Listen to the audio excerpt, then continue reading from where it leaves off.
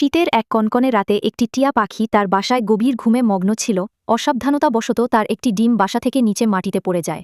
পরের দিন সকালে একটি সাদা পায়রা যখন দানা খুঁজতে বের হয় তখন তার নজরে আসে অযত্নে পড়ে থাকা সেই ডিমটি।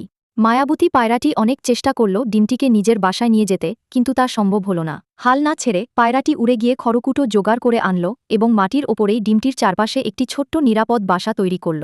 পরম মমতায় সে ডিমটির ওপর বসে নিজের শরীরের উষ্ণতা দিতে শুরু করল।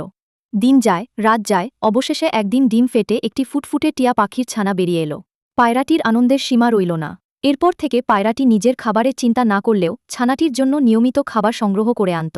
ধীরে ধীরে ছানাটি বড় হতে লাগল এবং পায়রাটি হয়ে উঠল তার সবচেয়ে আপনজন। কিন্তু নিয়তির খেলা বড়ই বিচিত্র। একদিন আসল মা টিয়া পাখিটি সেখানে হাজির হল এবং নিজের ছানাকে চিনে ফেলল। সে তার সন্তানকে নিয়ে নিজের গন্তব্যে উড়ে চলে গেল। নিঃস্বার্থ পায়রাটি বাধা দিল না, শুধু নীরবে দাঁড়িয়ে অশ্রুসিক্ত চোখে বিদায় জানাল। তার তিলে তিলে গড়া বাসাটি আবার শূন্য হয়ে গেল। নিঃসঙ্গ পায়রাটি একা পড়ে রইল তার হারানো মমতার স্মৃতি নিয়ে।